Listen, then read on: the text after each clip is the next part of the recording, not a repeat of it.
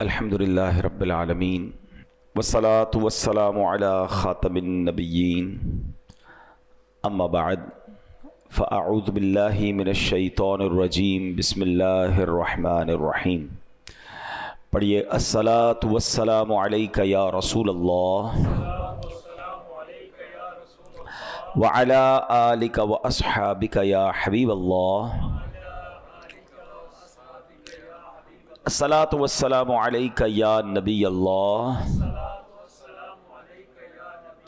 وعلی آلک واصحابک یا نور اللہ۔ درود پاک پڑھنے کے بے شمار فضائل و برکات ہیں۔ کعبے کے بدر الدجا، طیبہ کے شمس الضحیٰ صلی اللہ تعالیٰ علیہ وسلم کا فرمان عالی شان ہے، جس شخص نے یہ درود شریف پڑھا، اللہم صلی علی محمد وانزلہ المقعد المقرب عندک یوم القیامہ، تو اس کے لیے میری شفاعت واجب ہو گئی۔ تو درود پاک سبحان اللہ یہ شفاعت کروانے والا وظیفہ ہے، یہ روزی میں برکت کا وظیفہ ہے، یہ قیامت کے دن آسانی والا وظیفہ ہے، دنیا میں برکتیں لانے والا وظیفہ ہے۔ صلو علی الحبیب صلی اللہ تعالی علی محمد صلی اللہ علیہ وسلم۔ نظر کا نور دلوں کے لیے قرار درود، عقیدتوں کا چمن روح کا نخار درود۔ درود نغمہ نعت نبی کا زینہ ہے، سدا بہار دعاؤں کا ہے وقار درود۔ گلاب ذہن کے پردوں پہ کھلنے لگتے ہیں، زباں پہ جب بھی میری آتا ہے مشک بار درود۔ پھر محبت سے درود پاک پڑھ لیں، صلو علی الحبیب صلی اللہ تعالی علی محمد صلی اللہ علیہ وسلم۔ ہم کوشش کرتے ہیں قرآن پاک کی کچھ آیتوں کی تلاوت کرتے ہیں، اس سے کچھ میسج لینے کی کوشش کرتے ہیں۔ قرآن پاک کی آج مختصر صورت کو سنیں گے اور اس سے ملنے والا پیغام لیں گے۔ سورہ معون کی آج بات ہوگی۔ 7 آیتیں ہیں، 1 رکوع ہے، اور معون کے معنی ہے استعمال کی معمولی چیز۔ اس میں چونکہ معون ذکر ہے اس صورت میں، تو اس لیے اس کا نام سورہ معون رکھا گیا۔ ایک روایت کے مطابق یہ صورت آدھی مکہ کے غیر مسلموں مثلاً ابو جہل، عاص بن وائل وغیرہ کے متعلق نازل ہوئی، جبکہ آدھی مدینے میں عبداللہ بن ابی سلول منافق کے بارے میں مدینہ منورہ میں نازل ہوئی۔ بنیادی طور پر یہ نقطہ سمجھایا گیا ہے کہ قیامت کے دن اٹھنے اور بارگاہ الہی میں پیش ہونے کا انکار ابو الخبائث یعنی برائیوں کی جڑ ہے۔ اس انکار کے سبب انسان برے اور گھٹیا کردار کا عادی ہو جاتا ہے، یعنی جس کو یہ ظاہری نہیں کہ مرنا ہے، مرنے کے بعد اللہ کے پاس جانا ہے، اللہ کی بارگاہ میں حساب دینا، جب یہ دماغ میں نہ ہو تو یہ سب سے بڑی برائیوں کی جڑ ہے۔ پھر انسان کس بات کی نیکی کرے گا جب پتہ ہے حساب ہی نہیں دینا؟ تو کفار اس وجہ سے بہت زیادہ برائیوں میں ملوث تھے۔ قیامت کے دن کا یہی انکار آدمی کو ظالم بناتا ہے۔ جو قیامت کا انکار کرتا ہے اس کے اندر سے انسانیت مٹ جاتی ہے، وہ انسان نما حیوان بن کر یتیموں، مسکینوں اور بے سہاروں پر ظلم ڈھاتا ہے، انہیں دھکے دیتا ہے۔ یہی قیامت کا انکار آدمی کو ریاکار بناتا ہے، یہی قیامت کا انکار بندے کو اپنے رب کریم کا نافرمان بناتا ہے، یہی انکار کنجوس بناتا ہے، حرص و ہوس کے دلدل میں پھنس کر انسان برباد ہو جاتا ہے۔ اب یہ کیوں نازل ہوئی تھی یہ صورت؟ ہم انشاءاللہ اس کو پڑھیں گے اور آپ میں سے کئیوں کو وہ صورت یاد ہوگی۔ پہلے میں تلاوت کر لیتا ہوں، پھر میں اس کا شان نزول بیان کرتا ہوں۔ اللہ قرآن میں فرماتا ہے بسم اللہ الرحمن الرحیم، ارأیت الذی یکذب بالدین فذلک الذی یدعو الیتیم ولا یحض علی طعام المسکین فویل للمصلین الذین هم عن صلاتهم ساہون الذین هم یراؤون ویمنعون الماعون۔ یہ 7 آیتیں ہیں۔ یہ صورت کیوں نازل ہوئی؟ اس کا شان نزول کیا ہے؟ اب ذرا یہ سنیے گا کہ مکہ پاک میں ایک یتیم بچہ تھا۔ اس امت کے فرعون یعنی مکہ پاک کے بہت بڑے غیر مسلم ابو جہل نے ایک یتیم کی پرورش کی ذمہ داری اپنے ذمہ لے لی، اور وہ سارا مال جو اس بچے کو ملا تھا وہ اپنے قبضے میں لے لیا کہ مال مجھے دے دو، بچے کی میں پرورش کروں گا۔ اب چاہیے تو یہ تھا کہ یتیم کا مال تھا، اس بچے کی اچھی پرورش کرتا، اس کا مال اس پر خرچ کرتا۔ اب اس کے دل میں حرص و ہوس نے قبضہ کیا، یتیم کی پرورش کرنے کی بجائے اس کے مال پر قبضہ کر کے ایک دن وہ یتیم آیا کہ میرا مال دے دیں، تو دھکے دے کے اسے نکال دیا، کچھ بھی اس کی خدمت نہیں کی۔ اب قریش کے دوسرے سرداروں نے اس یتیم سے کہا کہ ایسا کرو، تم مسلمانوں کے نبی حضرت رسول اللہ علیہ الصلوۃ والسلام کے پاس جاؤ، وہ تمہاری مدد کریں گے۔ قریش کے لوگوں نے یہ بات مذاق کے طور پر کہی تھی کہ جب وہ ان سے مدد مانگنے جائیں گے اور یہ ابو جہل کے پاس آئیں گے تو ابو جہل نے اور بدتمیزی کرنی ہے، معاذ اللہ، اور معاملہ آگے بڑھے گا۔ مگر انہیں کیا معلوم تھا کہ جس کے پاس بھیج رہے ہیں وہ رب کائنات کے محبوب ہیں، وہ ابرو کا اشارہ فرما دے تو دنیا ادھر سے ادھر ہو جاتی ہے۔ انہیں تو معلوم نہیں تھا نا، وہ اللہ کا نبی نہیں مانتے تھے۔ تو اب بہرحال وہ نبی پاک کے پاس وہ بچہ آ گیا۔ سبحان اللہ، کیا خوبصورت بات اشعار میں علماء نے لکھی نا، غم و رنج و الم اور سب بلاؤں کا مداوا ہو، اگر وہ گیسوؤں والا میرا دلدار ہو جائے، اشارہ پائے تو ڈوبا ہوا سورج برآمد ہو، اشارہ پائے تو ڈوبا ہوا سورج برآمد ہو، اٹھے انگلی تو ماہ دو بلکہ دو دو چار ہو جائے۔ نبی پاک کی شان۔ وہ یتیم بچہ چلا گیا پیارے آقا علیہ السلام کے پاس، نبی پاک سبحان اللہ سب سے محبت کرنے والے پیارے آقا ابو جہل کے گھر چلے گئے۔ اب لوگ انتظار کر رہے تھے کہ اب جو باتیں ہوں گی اس سے معاذ اللہ ابو جہل اور بدتمیزی کرے گا اور جھگڑا بڑھے گا۔ نبی پاک یتیم کی مدد کرنے ابو جہل کے گھر گئے، اور نبی پاک علیہ الصلوۃ والسلام کی جب اس کے گھر گئے تو لوگ تو سمجھے آج بڑی اکڑ دکھائے گا ابو جہل، آج بڑی بدتمیزی کرے گا۔ مگر جیسے ہی پیارے آقا علیہ السلام اس کے گھر گئے وہ استقبال کے لیے کھڑا ہو گیا اور فوراً یتیم کا مال لا کر اس کے حوالے کر دیا۔ تو ابو جہل کے ساتھی کہتے ہیں یہ تم نے کیا کیا ہے؟ ہم تو سمجھے آج بڑا جھگڑا ہوگا، ہمیں بڑا مزہ آئے گا، تم بڑی بدتمیزیاں کرو گے، اور تم نے مسلمانوں کے نبی کو ویلکم بھی کیا اور سارا مال دے دیا۔ تو ابو جہل کہتا ہے خدا کی قسم میں نے محمد علیہ الصلوۃ والسلام کے دائیں اور بائیں ایک نیزہ دیکھا، مجھے ڈر لگ رہا تھا اگر ان کی بات نہ مانی تو وہ نیزہ مجھے پھاڑ ڈالے گا۔ یہ نبی پاک کا معجزہ تھا، اس کے دل پہ روب طاری ہو گیا۔ حالانکہ ابو جہل نبی پاک علیہ السلام کا سب سے بڑا دشمن ابو جہل، یاد رکھیے جس طرح حضرت موسیٰ کے زمانے میں فرعون تھا نا، اس امت کا فرعون ابو جہل کو کہا جاتا ہے۔ بڑا تنگ کیا اس شخص نے، اس بدبخت نے، لیکن اس واقعے میں وہ بے بس ہو گیا۔ سبحان اللہ۔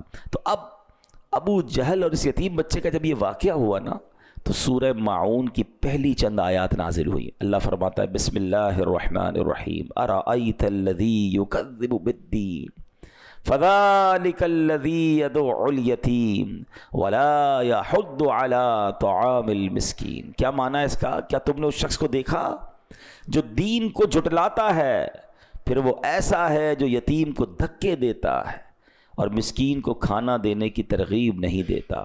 اب یاد رکھیے گا سورہ ماعون کے 4 مین ٹاپک ہیں، 4 مرکزی مضمون ہیں۔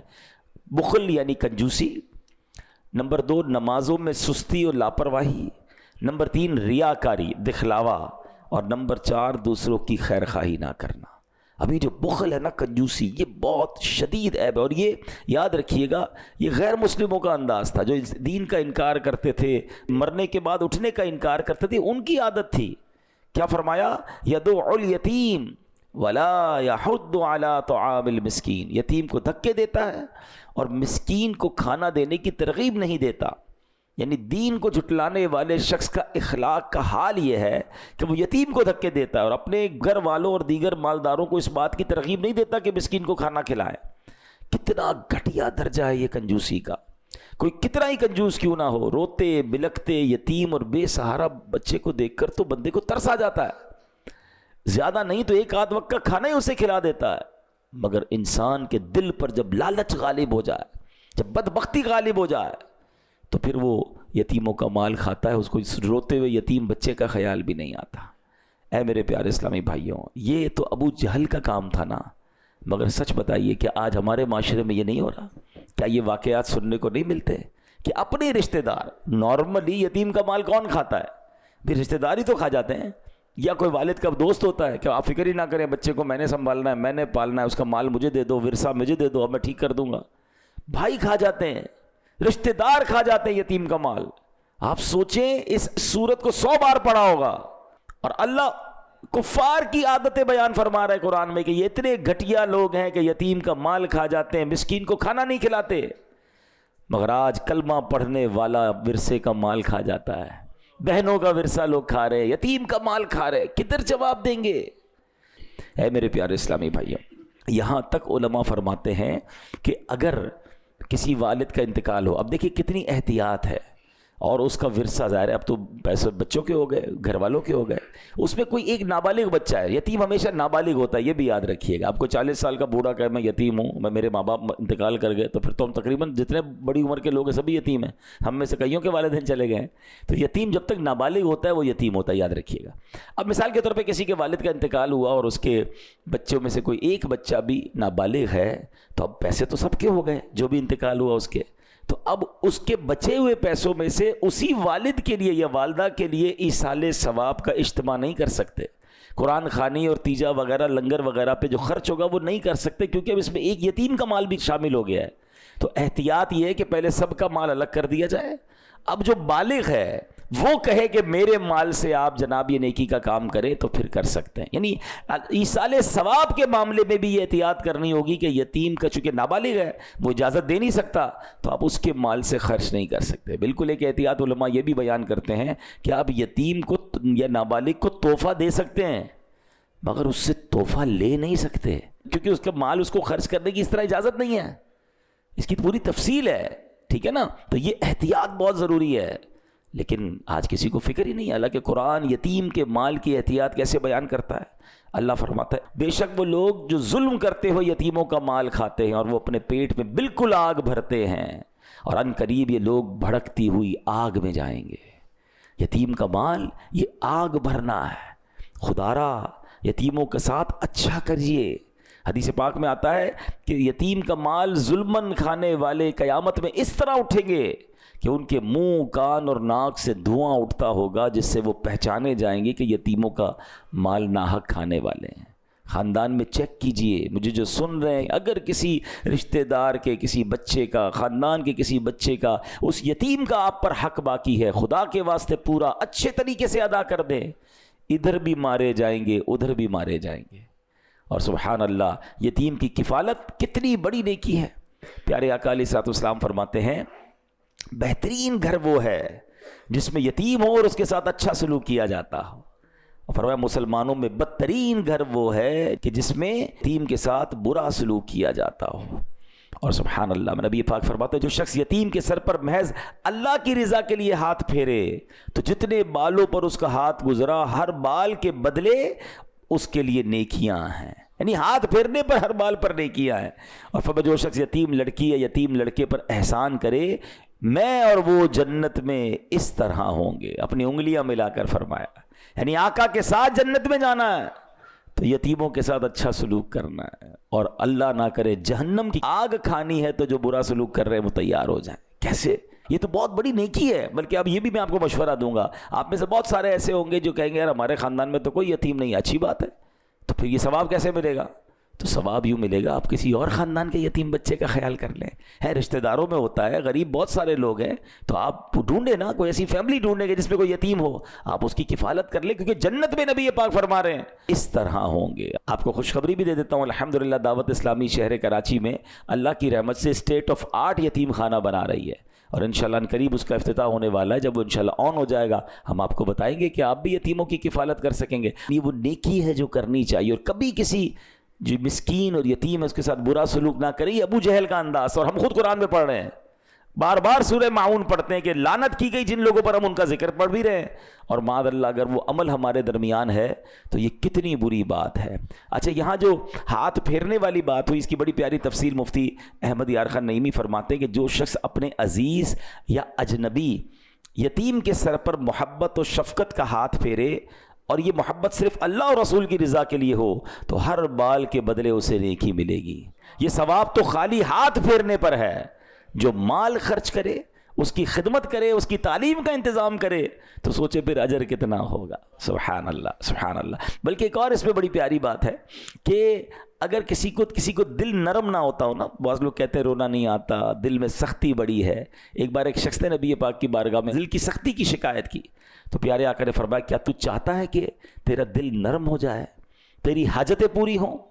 تو یتیم پر رحم کیا کر، اس کے سر پر ہاتھ پھیرا کر، اپنے کھانے میں سے اس کو کھلایا کر، ایسا کرنے سے تیرا دل نرم ہوگا، تیری حاجتیں پوری ہوں گی۔ جس کو لگے نا یار مجھے دعا میں رونا نہیں آتا، میرے دل میں سختی ہے، وہ نرمی نہیں ہے. یتیموں کے ساتھ اچھا سلوک جو ہے سبحان اللہ، یہ وہ عمل ہے جو دل کو نرم بھی کر دیتا ہے، حاجتوں کو بھی پورا فرماتا ہے. اچھا اس میں بڑی پیاری بات فرمائی، یہ بھی حدیث میں ہی ہے، لڑکا یتیم ہو تو اس کے سر پر ہاتھ پھیرنے میں آگے کو لائے، یعنی پیچھے سے ہاتھ کو آگے لانا ہے، ایسے ہاتھ پھیرنا ہے. اور جب اس کا باپ ہو یعنی بچہ یتیم نہ ہو تو پھر ہاتھ پھیرنے میں اوپر سے لے کے گردن کی طرف سے. یتیم بچے کے لیے جو طریقہ ہے وہ یہ بتایا گیا. بہرحال اللہ ہمیں یتیموں کے ساتھ بہترین عمل کرنے کی توفیق عطا فرمائے. اب اس صورت میں کفار کا ایک اور انداز کیا بتایا، الذین هم عن صلاتهم ساہون، جو اپنی نماز سے غافل ہے. تفسیر نصفی میں ہے اس سے مراد منافقین ہے کہ جب وہ لوگ تنہا ہوتے ہیں تو نماز نہیں پڑھتے کیونکہ وہ اس کے فرض ہونے کا اعتقاد نہیں رکھتے، اور جب وہ لوگ سامنے ہوتے تو بڑے نمازی بنتے ہیں، اپنے آپ کو نمازی ظاہر کرتے ہیں، انہیں دکھانے کے لیے اٹھ بیٹھ کر لیتے ہیں. حقیقت میں یہ لوگ نماز سے غافل ہیں. اب قرآن میں یہ منافقین کا طریقہ بتایا گیا جو نماز سے غافل ہیں.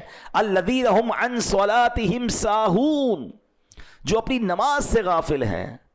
مگر سچ بتائیں آج مسلمان نماز سے غافل نہیں ہیں. کئی لوگ تو صرف جمعے کی نماز پڑھتے ہیں، جمعے کو مسجد میں آتے ہیں پھر اگلے جمعے آتے ہیں. یہ کیا ہے؟ کیا جمعہ ہی فرض ہے، باقی نمازیں فرض نہیں؟ نماز سب سے پہلا فرض ہے. اور یہ ہم منافقوں کا طریقہ پڑھ رہے ہیں جو نماز سے غافل ہیں. اچھا کچھ لوگ تو 5 ٹائم نماز نہیں پڑھتے. اچھا کچھ کیا کرتے ہیں، جب موڈ آیا پڑھ لی، آج 2 پڑھ لی، آج 3 پڑھ لی، کبھی کہتے ہیں یار باقی تو نمازیں پڑھ لیتا ہوں، فجر میں آنکھ نہیں کھلتی.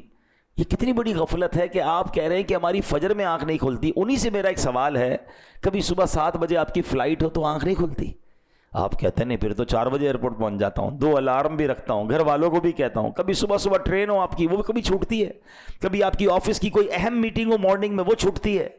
اس کا مطلب وہ نہیں چھوٹتی، اس کے لیے آنکھ کھلتی ہے. ایمبیسی میں انٹرویو ہو، لوگ صبح جا کے لائن میں لگ جاتے ہیں. ہر چیز کی پریورٹی ہے، ترجیح ہے، پریورٹی نہیں ہے تو نماز کی نہیں ہے.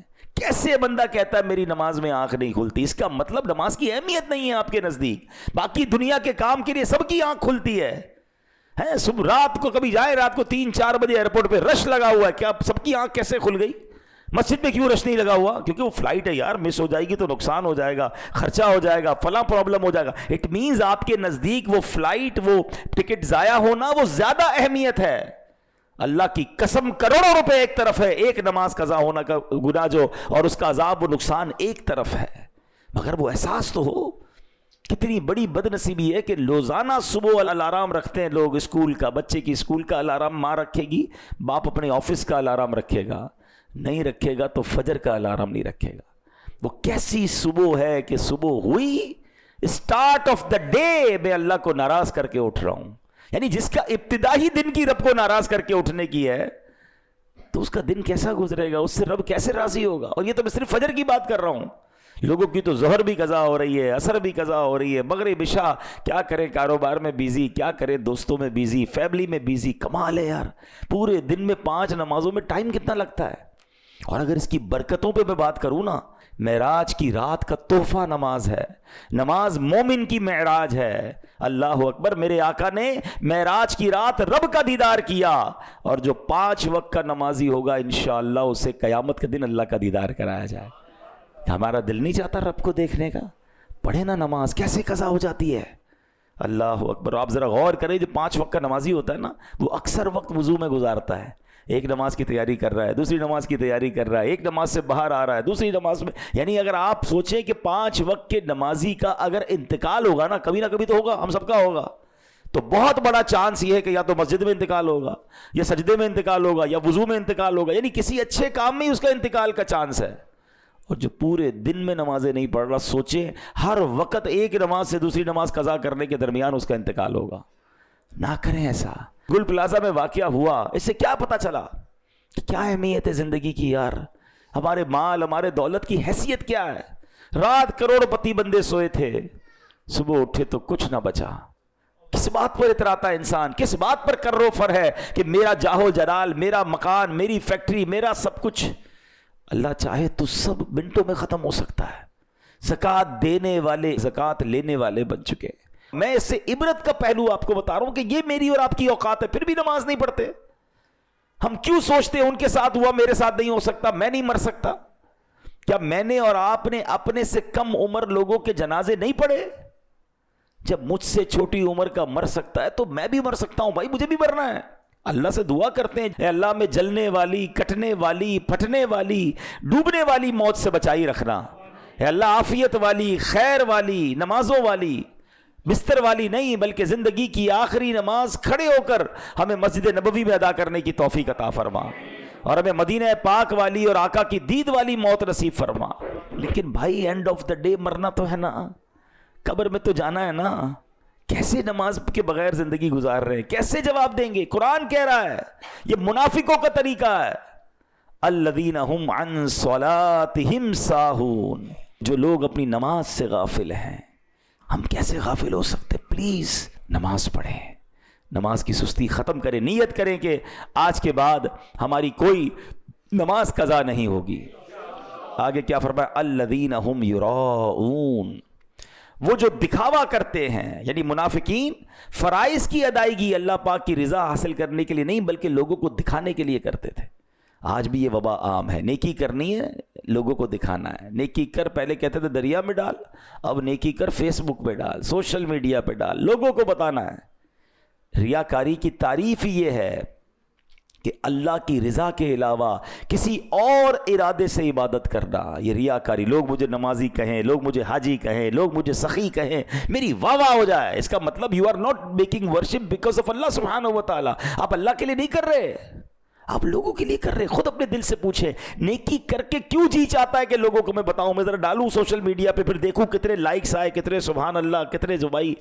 خود سوچیں یار، ایکچولی ریاکاری سے جو بچنے کا طریقہ ہے نا، اپوزٹ آف ریاکاری اخلاص ہے، اور اخلاص ایکچولی اخلاص از دا کی آف قبولیت، قبولیت کی چابی ہے، ایکسیپٹنس کی چابی ہے۔ اور وہ کیا ہے؟ طریقہ بتایا علماء نے کہ اخلاص یہ ہے کہ جس طرح بندہ اپنے گناہوں کو چھپاتا ہے اس طرح اپنی نیکیوں کو چھپائے۔ ہم میں سے کون ہے جو چاہتا ہے میرے گناہ لوگوں کو پتہ چلے؟ کوئی نہیں چاہتا۔ نیکیاں سب کو پتہ چلنی چاہیے۔ 15 سال پہلے حج کیا تھا وہ 1500 لوگوں کو بتا چکے ہوں گے، کل جھوٹ بولا تھا وہ بتائیں گے کسی کو، آج صبح موبائل پہ کچھ دیکھا تھا وہ بتائیں، وہ نہیں، وہ پتہ نہ چلے۔ 15 سال پرانا میں حاجی، میں نمازی، میں حافظ۔ میں نہیں کہتا یہ کرنا گناہ ہے، نیت سوچیں اپنے دل میں کیا ہے۔ کسی حاجی کے بارے میں سوچنے کا نہیں کہہ رہا، اپنے بارے میں سوچیں۔ ہو سکتا ہے کوئی اچھی نیت سے بتا رہا ہو، ہم کسی پر الزام نہ لگائیں، اپنے آپ کو تو چیک کریں نا، کیونکہ قرآن کہتا ہے الذین هم یراؤون، وہ جو دکھاوا کرتے ہیں۔ ہائے ہائے ہائے۔ اور اب آخری بات، قرآن کیا کہتا ہے ہمیں سمجھنا ہے، وَيَمْنَعُونَ الْمَاعُونَ، اور برتنے کی معمولی چیزیں بھی نہیں دیتے۔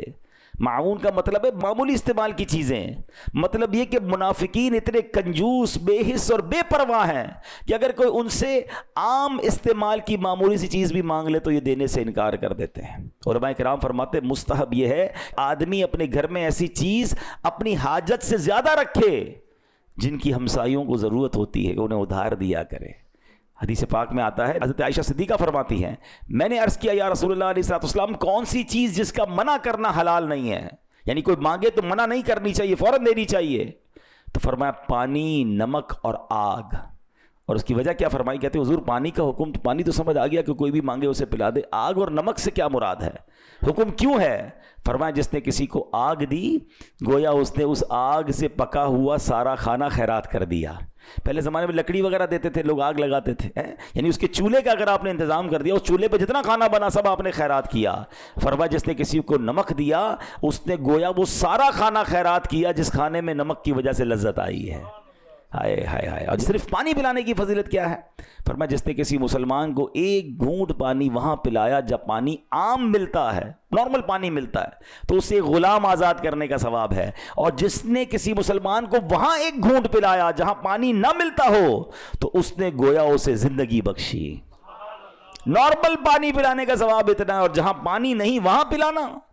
مگر ادھر دل ہی نہیں چلتا، اللہ کی راہ میں خرچ نہیں کرتے لوگ، اپنی زکوٰۃ پوری نہیں دیتے۔ کنجوسی بھی منافقین کا اور کفار کا انداز ہے۔ تو اے میرے پیارے اسلامی بھائیوں، آج سورہ معون ہم نے سنی، اس کی تفسیر سنی، کفار کی عادتیں سنی۔ چیک یہ کرنا ہے کہ کیا یہ عادتیں میرے اندر تو نہیں، یتیم کا مال کھانا یہ کفار کا طریقہ، مسکین کو مدد نہ کرنا یہ کفار کا طریقہ، اپنی عبادتیں دوسروں کو دکھانا، ریاکاری کرنا، اللہ کے لیے نہیں لوگوں کے لیے عبادت کرنا، یہ کفار کا طریقہ، مسلمانوں پر خرچ نہ کرنا، چھوٹی چھوٹی چیزیں بھی نہ دینا، یہ بھی کفار کا طریقہ ہے۔ اللہ کرے کہ یہ عادتیں ہمارے اندر سے نکل جائیں اور ہم ایمان والوں کے اوصاف اپنانے والے بنیں، ہم سخاوت کرنے والے بنیں، ہم اللہ کے لیے عبادت کرنے والے بنیں اور یتیموں مسکینوں کے مددگار بن جائیں۔ اللہ مجھے بھی اور آپ کو بھی عمل کرنے کی توفیق عطا فرمائے، آمین بجاہ النبی الامین صلی اللہ علیہ وسلم۔